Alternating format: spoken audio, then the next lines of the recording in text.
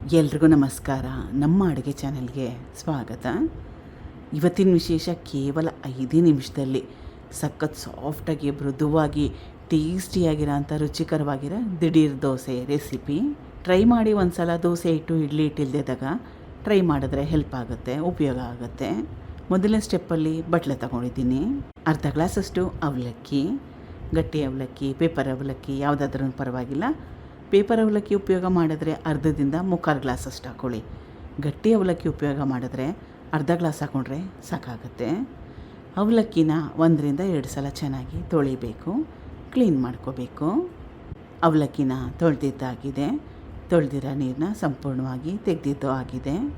ಅದೇ ಗ್ಲಾಸಲ್ಲಿ 1 ಗ್ಲಾಸಷ್ಟು ಉಪ್ಪಿಟ್ಟು ರವೆ. ಎಲ್ಲ ಪದಾರ್ಥಗಳನ್ನ ಅಳತೆ ಮಾಡಲಿಕ್ಕೆ ಒಂದೇ ಕಪ್ಪು ಅಥವಾ ಒಂದೇ ಬಟ್ಲು, ಒಂದೇ ಗ್ಲಾಸ್ನ ಉಪಯೋಗ ಮಾಡಿ ಸುಲಭ ಆಗುತ್ತೆ.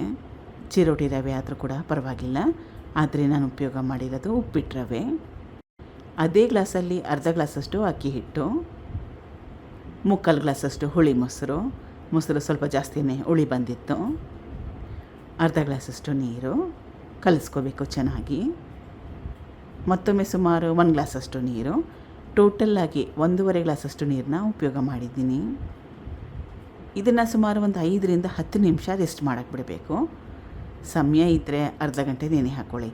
ಸಮಯ ಇಲ್ಲ ಅಂದರೆ 5-10 ನಿಮಿಷ ನೆನೆಸ್ಕೊಂಡ್ರೆ ಸಾಕಾಗುತ್ತೆ.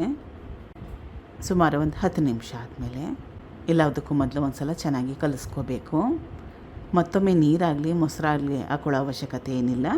ಕನ್ಸಿಸ್ಟೆನ್ಸಿ ಪರ್ಫೆಕ್ಟಾಗೇ ಇದೆ. ರುಬ್ಕೋಬೇಕು. ರುಚಿಗೆ ತಕ್ಕಷ್ಟು ಉಪ್ಪು, ರುಬ್ಬಿದ್ದಾಗಿದೆ. ಬೇರೆ ಬಟ್ಲಿಗೆ ಸೇರಿಸ್ಕೊಳ್ತಾ ಇದ್ದೀನಿ. 1.5 ಗ್ಲಾಸಷ್ಟು ನೀರನ್ನ ಅಷ್ಟೇ ಉಪಯೋಗ ಮಾಡಿದ್ದೆ. ಅದಕ್ಕಿಂತಲೂ ಅದರ ಮೇಲೆ ನೀರನ್ನ ಹಾಕೊಳ್ಳೋ ಅವಶ್ಯಕತೆ ಏನು ಬೀಳಲಿಲ್ಲ. ತೋರಿಸ್ತಾ ಇರೋದು ಪರ್ಫೆಕ್ಟಾಗಿರೋ ಕನ್ಸಿಸ್ಟೆನ್ಸಿ. ಸಣ್ಣ ಚಮಚದಲ್ಲಿ 1 ಚಮಚದಷ್ಟು Eno powder, regular Eno powder ಎಲ್ಲ ಅಂಗಡಿಗಳಲ್ಲೂ ಸುಲಭವಾಗಿ ಸಿಗುತ್ತೆ, ಮೆಡಿಕಲ್ ಸ್ಟೋರಲ್ಲಿ ಕೂಡ ಸಿಗುತ್ತೆ. ಒಂದು ಸ್ಯಾಶೆ ಬರುತ್ತಲ್ಲ, ಅದನ್ನು ಫುಲ್ ಹಾಕ್ಕೋಬೇಕಾಗತ್ತೆ. ಅದ್ರ ಮೇಲೆ ಸ್ವಲ್ಪ ನೀರನ್ನ ಹಾಕ್ಕೊಂಡು ಚೆನ್ನಾಗಿ ಕಲಿಸ್ಕೋಬೇಕು. ಈನೋ ಪೌಡರ್ ಮನೇಲಿಲ್ಲ ಅಂದರೆ ಅಡುಗೆ ಸೋಡಾ ಇದ್ದರೆ ಅದನ್ನು ಕೂಡ ಉಪಯೋಗ ಮಾಡ್ಬೋದು. ಅಡುಗೆ ಸೋಡಾ ಹಾಕ್ಕೊಳ್ಳೋಂಗಿದ್ರೆ ಸ್ವಲ್ಪ ಕ್ವಾಂಟಿಟಿಯಲ್ಲಿ ಕಡಿಮೆ ಹಾಕ್ಕೊಳ್ಳಿ.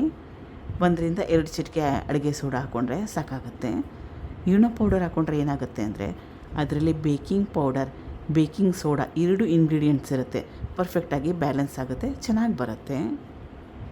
ಈಗ ಹಿಟ್ಟು ರೆಡಿಯಾಗಿದೆ. ಹೆಂಚು ಚೆನ್ನಾಗಿ ಕಾದಿದೆ.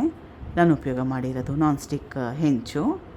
ಕಬ್ಬಿಣದ ಕಾವಲಿ ಮೇಲೆ ಕೂಡ ಬರುತ್ತೆ, ಇದೇನು ಹೆಂಚಿಗೆ ಅಂಟ್ಕೊಳ್ಳಲ್ಲ.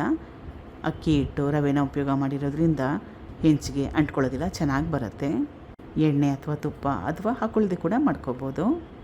ಮುಚ್ಚಿಡಬೇಕು. ಒಂದು ಕಡೆ ಚೆನ್ನಾಗಿ ಬೆಂದ ಮೇಲೆ ತಿರುವಾಕೊಂಡು 2 ಕಡೆ ಚೆನ್ನಾಗಿ ಬೇಯಿಸ್ಕೋಬೇಕು. ಅಥವಾ ಒಂದೇ ಕಡೆ ಚೆನ್ನಾಗಿ ಬೇಯಿಸ್ಕೊಂಡ್ರೂ ಕೂಡ ಸಾಕಾಗುತ್ತೆ. ಕಲರ್ ಕೂಡ ಚೆನ್ನಾಗಿ ಬಂದಿದೆ ನೋಡಿ. ಈಗಿದಾಗಿದೆ. ಮಿಕ್ಕಿರೋದಕ್ಕೆ ಸೇಮ್ ಪ್ರೊಸೆಸ್ನ ಫಾಲೋ ಮಾಡಿ. ಕಡಲೆಬೇಳೆ ಚಟ್ನಿ ಜೊತೆಗೆ ಸರ್ವ್ ಮಾಡಿದ್ದೀನಿ ನಾನು. ತುಂಬಾ ಟೇಸ್ಟಿಯಾಗಿರುತ್ತೆ ಈ ಕಡಲೆಬೇಳೆ ಚಟ್ನಿ. ರೆಸಿಪಿ ಬೇಕಿದ್ದರೆ ಕೇಳಿ, ಮುಂದಿನ ರೆಸಿಪಿಯಲ್ಲಿ ತೋರಿಸ್ಕೊಡ್ತೀನಿ. Thank you for watching. ಧನ್ಯವಾದಗಳು.